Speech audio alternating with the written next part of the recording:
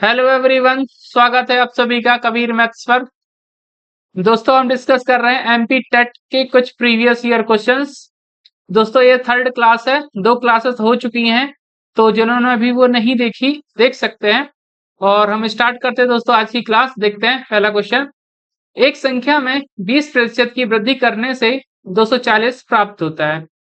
संख्या ज्ञात कीजिए। ठीक है दोस्तों, हम मान लेते हैं हमारे पास कोई संख्या थी, वो क्या थी? 100% थी। ठीक है, इसने क्या बोला? 20% की वृद्धि की जाती है। हम इसमें 20% की वृद्धि कर देते हैं। ठीक है, तो कितना मिल जाएगा दोस्तों हमको? 120%। ठीक है, अब क्या हुआ दोस्तों?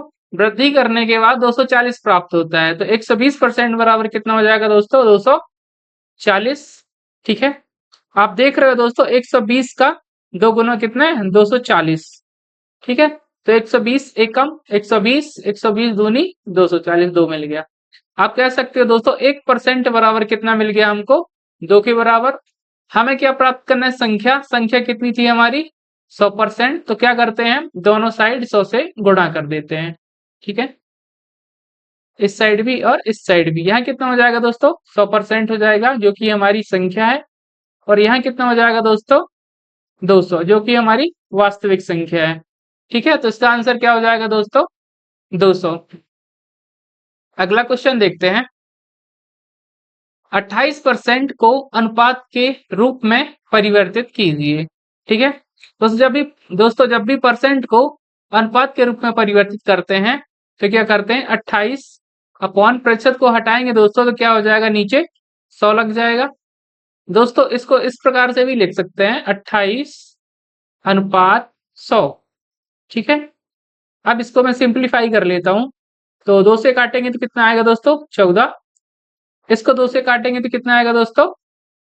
50। ठीक है, एक बार और 2 से काट लेते हैं इसको, तो कितना आएगा दोस्तों? 7। और फिर से 2 से काटेंगे इसको, तो कितना आएगा दोस्तों? 25। अब इसको और सिंप्लीफाई कर नहीं सकते हम। ठीक है, तो हमारा हमारा अनुपात क्या हो जाएगा दोस्तों? 7:25। ठीक है, अगला क्वेश्चन देखते हैं। एक मोटरसाइकिल की कीमत पिछले साल $750 थी। इस साल कीमत में 20% की वृद्धि हुई। इस साल मोटरसाइकिल की कीमत क्या है? ठीक है दोस्तों, पिछले साल कितनी थी? 750। तो अगर हम कह सकते हैं कि अगर मान लेते 100% हमारी कीमत थी साइकिल की। ठीक है, तो क्या हुआ? 20% की वृद्धि हो गई, तो कितनी हो गई उसकी? 120% हो गई। पिछले साल कितनी थी दोस्तों? 100% थी, और वास्तव में कितनी थी? 750। तो 100% बराबर क्या हो जाएगा दोस्तों हमारा? 750। ठीक है, हमें क्या निकालना है दोस्तों? 120% बराबर, क्योंकि हमें क्या बढ़ी हुई कीमत निकालना है। तो 1% निकाल लेते हैं यहाँ से। 1% बराबर क्या हो जाएगा दोस्तों? 750 बटे 100। क्योंकि हमें 120% निकालना है, तो 120 का हम यहाँ गुणा कर देते हैं। ठीक है, और यहाँ भी 120 का गुणा कर देते हैं। दोस्तों इस जीरो से ये जीरो कट जाएगा, इस वाले जीरो से ये जीरो कट जाएगा। अब 75 गुणे 12 करेंगे। ठीक है, या फिर 12 गुणे 75 कर सकते हैं। तो 75 दूनी कितना होता है दोस्तों? 150। तो जीरो हासिल आएगी 15। 75 एकम 75, और 15 कितना हो जाएगा दोस्तों? 90। ठीक है, तो 120% बराबर कितना हो जाएगा दोस्तों? 900 हो जाएगा। ठीक है, $900। और ये बढ़ी हुई कीमत हो जाएगी। अगला क्वेश्चन देखते हैं। यदि 100 कलमों का विक्रय मूल्य 140 कलमों के क्रय मूल्य के बराबर है। ठीक है, तो लाभ प्रतिशत ज्ञात कीजिए। ठीक है, क्या बोल रहा है दोस्तों? विक्रय मूल्य को हम मान लेते हैं एसपी, सेलिंग प्राइस, और क्रय मूल्य को मान लेते हैं सीपी, यानी कॉस्ट प्राइस। ठीक है, क्या बोल रहा है? 100 का 100 कलमों का विक्रय मूल्य 140 कलमों के क्रय मूल्य के बराबर है। तो 100 गुणे विक्रय मूल्य क्या है? एसपी मान लेते हैं, एसपी बराबर क्रय मूल्य कितना है दोस्तों? 140 गुणे सीपी, यानी क्रय मूल्य। ठीक है दोस्तों, एसपी यहाँ लिखा हुआ है, क्रय मूल्य यहाँ लिखा हुआ है। तो एसपी सीपी नीचे आ जाएगा दोस्तों, और 140 ये लिखा हुआ था, और 100 से भाग हो जाएगा। ठीक है। उसने क्या पूछा है, लाभ प्रतिशत। दोस्तों क्रय मूल्य कितना है हमारा 100 और विक्रय मूल्य कितना है 140। ठीक है। लाभ प्रतिशत बराबर क्या होता है दोस्तों, ठीक है, पहले लाभ ही निकाल लेते हैं। लाभ क्या होता है, एसपी विक्रय मूल्य माइनस क्रय मूल्य यानी सीपी। विक्रय मूल्य कितना है दोस्तों 140 माइनस 100, तो लाभ कितना हो जाएगा दोस्तों 40 का। ठीक है।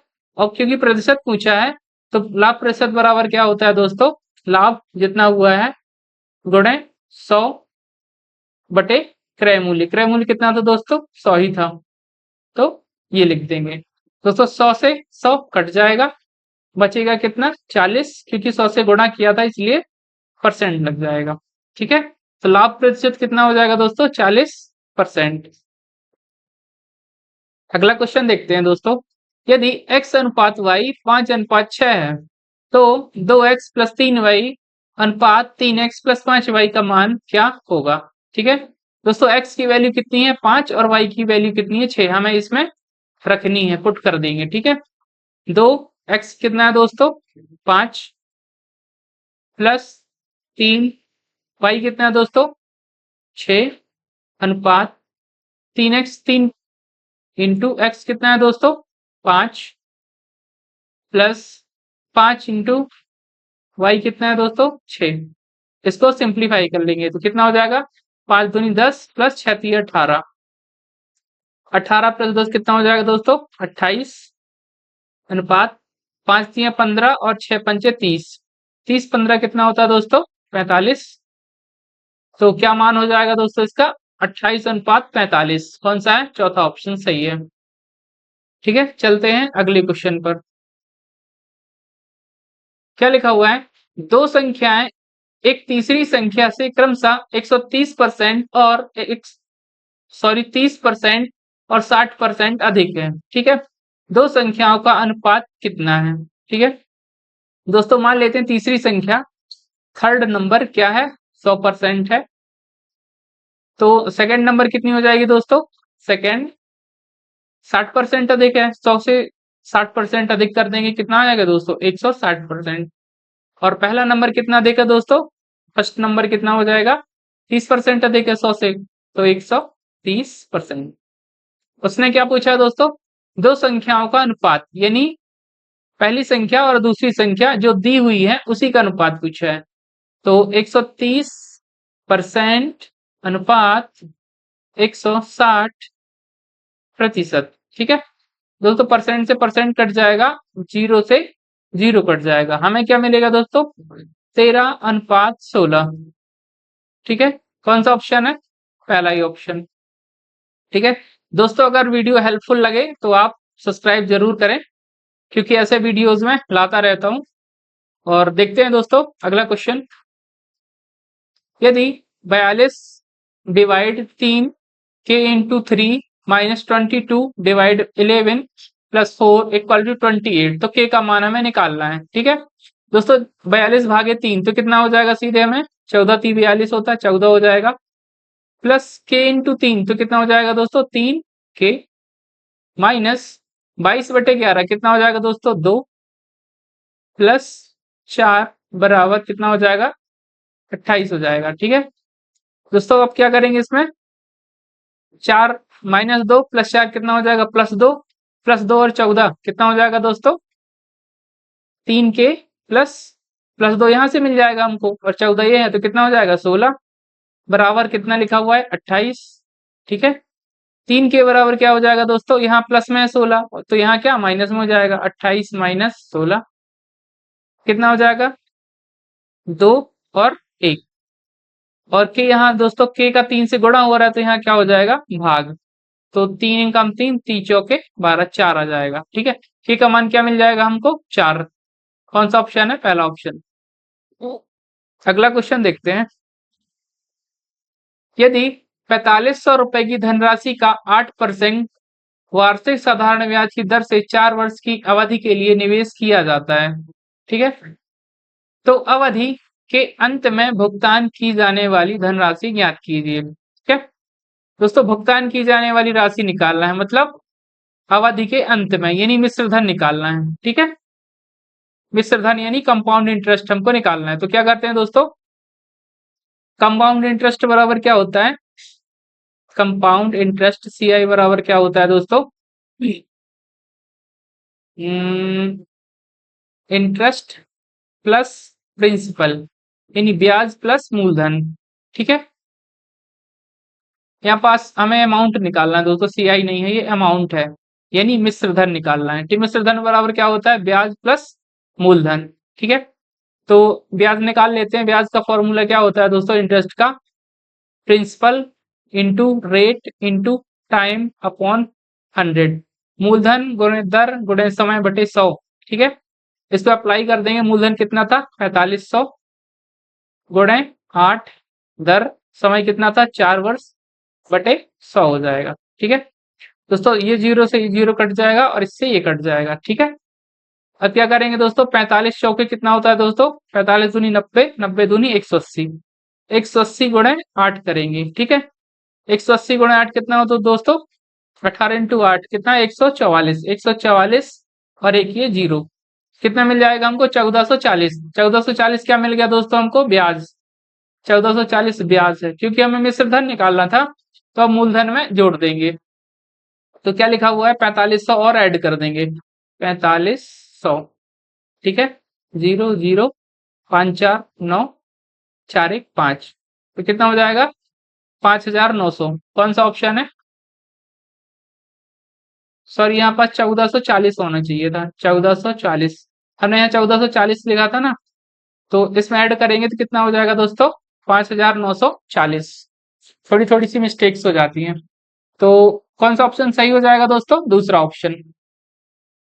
अगला क्वेश्चन देखते हैं। प्रथम 10 प्राकृतिक संख्याओं का औसत है।